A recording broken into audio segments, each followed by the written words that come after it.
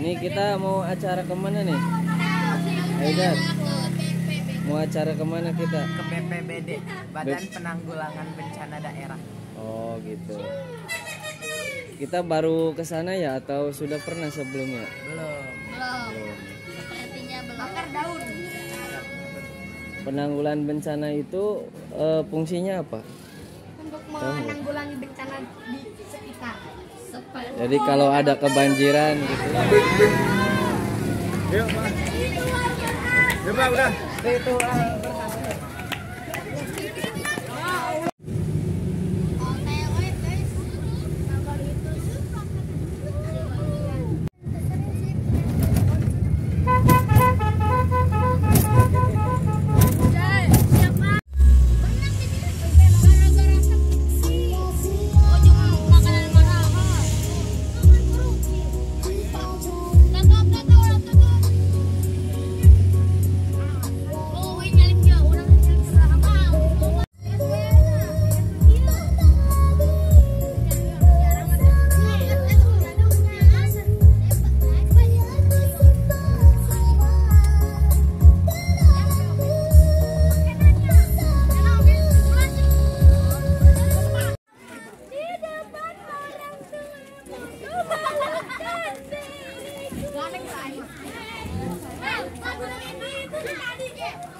Oke guys, halo guys.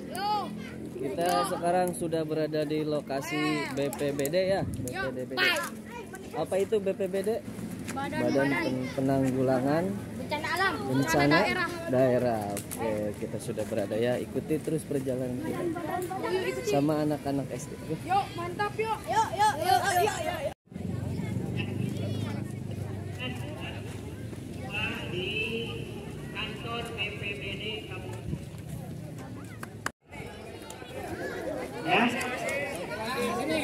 Ya kan? Geser yuk ke sana. Ya. 30 ya.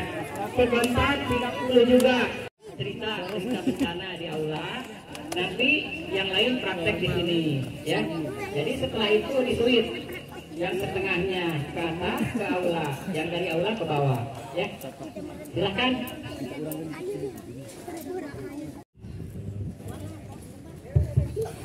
Kabit Tono beserta Pak Iwan yang saya hormati Bapak Ibu Guru Islam Rahmat serta anak-anakku semuanya yang Bapak banggakan. Alhamdulillah Rabbil Alamin, puja dan puji syukur selalu kita panjatkan kepada Allah Subhanahu wa Ta'ala. Alhamdulillah pada pagi hari ini kita sama-sama bisa hadir di mana ini? Di lokasi BPBD, Badan Penanggulangan Bencana Daerah Kabupaten Majalengka. Alhamdulillah sudah jam 8 di sini 8 lebih dan tidak ada Bapak Sesi BPBD yang saya hormati. Pagi.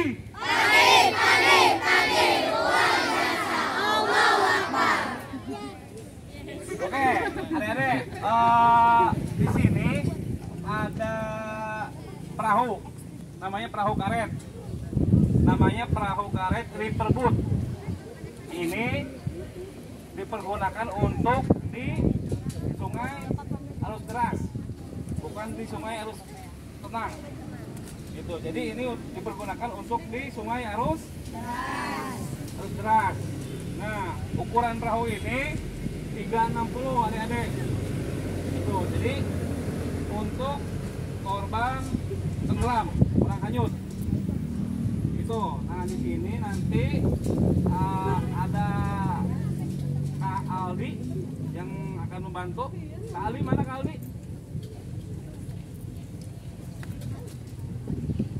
Nah, di sini ada Kak Aldi dan ada Kak Fahmi. Kak Fahmi sini, Kak Fahmi.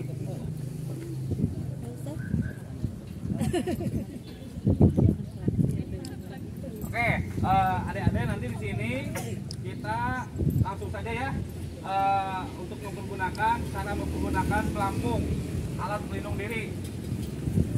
Jadi di sini nanti sebelum kita ke air nanti kita mempergunakan pelampung alat pelindung diri. Jadi di sini ada Kak Aldi sama Kak Fahmi untuk membantu pemakaian pelampung alat pelindung diri. Oke, yang pertama kita perhatikan cara menggunakan pelampung ya teman-teman.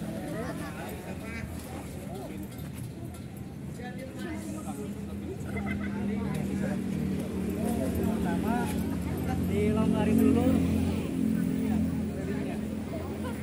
ya semuanya ya, yang kiri sama yang kanan.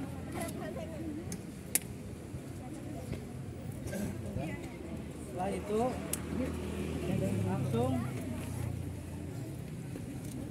buka.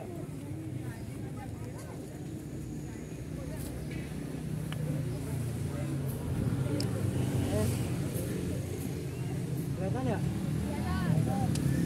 Setelah dimasukkan, kita kencangkan lagi semuanya sampai benar-benar kencang. Kalau misalkan nggak kencang, ini nanti kalau misalkan kencang, kalau udah masuk air kayak gini. Kalau misalkan kencang, ini udah bakal.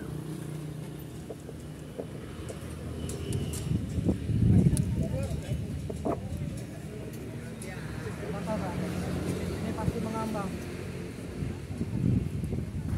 Adik-adiknya kan, ini berarti berapa? 26. Bisa berdua satu pelampung ini. Bisa ngambang walaupun berdua. Gitu. Kecil Cukup ya. Paham nggak cara pakainya? Paham ya.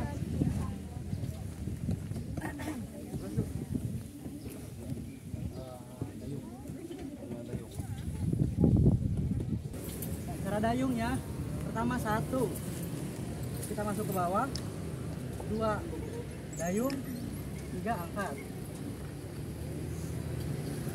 Caranya 1 masuk, 2 dayung, 3 angkat.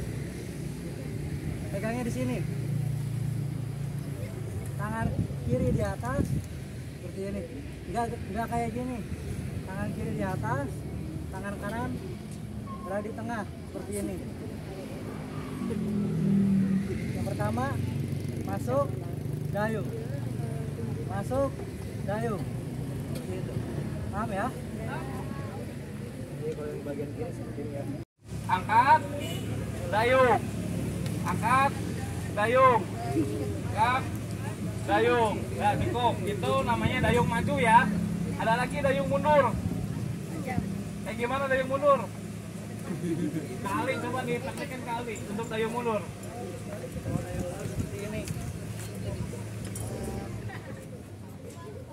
Nah, adik-adik coba, adik-adik lihat Kang Aldi ya. Ini untuk dayung mundur. Kalau yang mundur, balikannya. Masuk, maju. Masuk, maju. Masuk, maju. Yang tadi kan kalau dayung maju, masuk baru ini ke bawah ke belakang.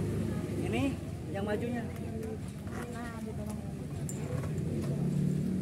Oke ya. Oke ya, adek bisa dimengerti. Ini untuk yang sekarang itu dayung mundur ya, masuk nanti maju. Kan? Dengerin. Jadi gini, saat kita mengangkat pasien atau korban dengan posisi tangan kayak gini, kekuatan kita nggak akan kuat karena dia berlawanan dengan gravitasi ke bawah. Jadi untuk memperingan dan memudahkan untuk kita lipat nekuk ke badan kita nempel. 1, 2, 3. Baru habis kayak gini kita berdiri. Mengangkat korban dengan posisi seperti ini dengan jarak jauh akan lebih kuat daripada kita kasih kayak gini. Berat. Ini akan berat sekali ya. Beda dengan posisi terbalik kayak gini nih. Oke, yuk kita pindah. Itu tadi ya, kita lipat. Pertama biar tidak terlalu berat beban kita, dan yang kedua biasa kalau pasien, apalagi kalau misal dia pingsan gitu ya, ditakutkannya atau yang tidak sadarkan diri, itu ada kotoran atau air liur yang ada tersumbat di bagian mulut. Jadi dengan posisi miring dia akan keluar kalau posisi kita menghadap ke atas biasanya kayak bubuk kayak gitu tuh, kayak makin sesak ya. Ada yang mau ditanyakan? Tidak. Itu. Oh iya. Terus untuk memindahkan korban tadi itu ada dengan cara kita cek. Pertama sebenarnya yang harus kita utamakan menyelamatkan itu adalah yang tingkat kehidupannya lebih tinggi. Jadi kita membedakan ada yang korban yang dalam arti yang tidak sadar, yang masih hidup atau yang meninggal dunia. Kalau untuk yang seandainya kita tahu dia hidup atau tidak, itu bisa dilihat dari kalau misal tidak sadarkan diri ya, itu dari nafasnya kita cek ada pernapasan apa tidak, terus adanya kembang kempis di bagian dada atau bagian perut, atau bisa kita raba dengan yang namanya denyut jantung. Denyut jantungnya biasa ada di bagian tangan. Ada yang pernah lihat makanya kalau orang yang pingsan biasa dicek bagian sininya? Nah, karena di bagian sini itu ada denyut jantung.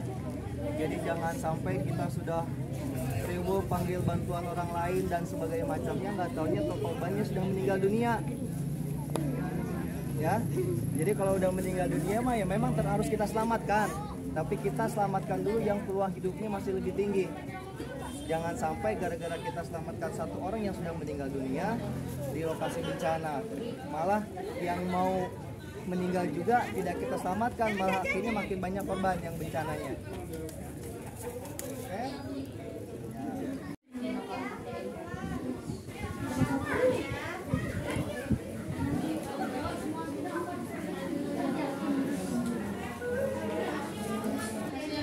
Halo.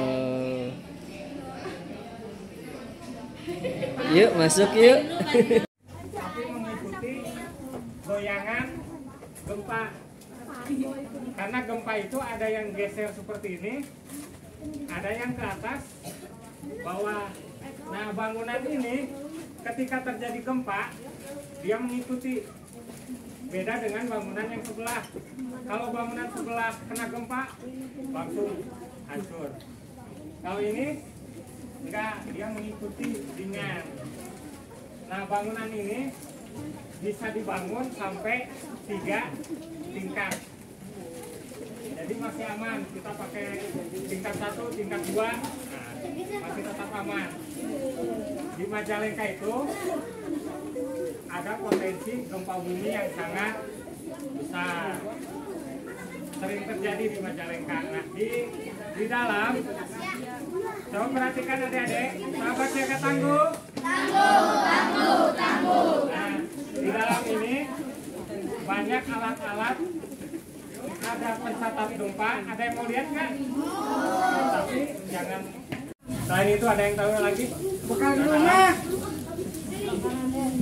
Rumah. Sawah. Terima kasih. Nanti dijelaskan di atas ya. Adik-adik, sahabat siaga tangguh, nanti akan dijelaskan lagi terkait potensi bencana apa aja sih yang ada di Majalengka. Nanti ada penjelasan di aula. Contohnya longsor itu di mana aja, banjir di mana aja, nanti silakan catat oleh adik-adik. Sekarang makannya udah belum? Belum.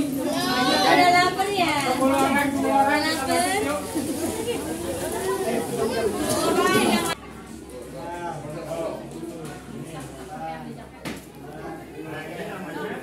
Akselerograf untuk mencatat getaran gempa.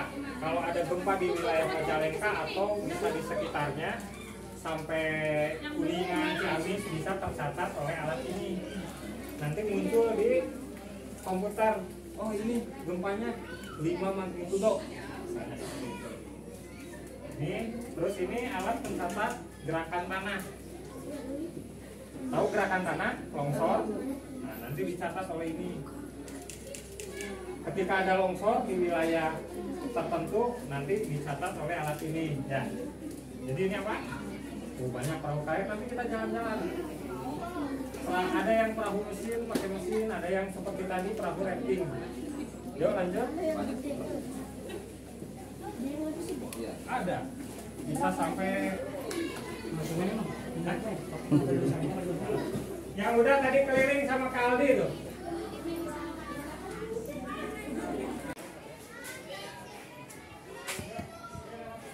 Buat tarik-tarik.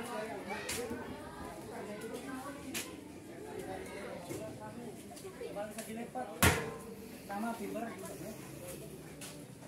Iya juga perahu sama. Ini bisa dilipat perahunya.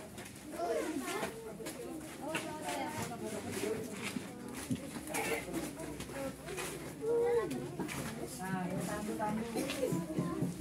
Dilipat. Ini juga dalamnya perahu fiber, cuman ini perahu fibernya bisa dilipat-lipat. Sama juga untuk fiber kotaan.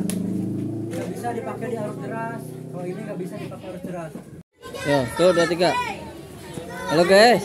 Halo guys, sedang jadi kura-kura guys. Kura-kura ini dulu.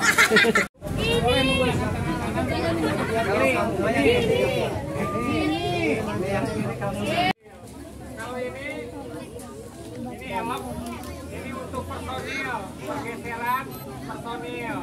Nanti pakai ini. Oke, ada yang ditanyakan lagi nggak? Silakan. Nah, terima kasih. Pertama, Majalengka itu punya potensi gempa karena di Majalengka itu dilalui oleh patahan barisnis namanya. Jadi di seluruh wilayah Kabupaten Majalengka itu berpotensi terjadi gempa. Tapi kita tidak tahu kapan akan terjadinya gempa. Nah, kalau misalkan ini terjadi gempa,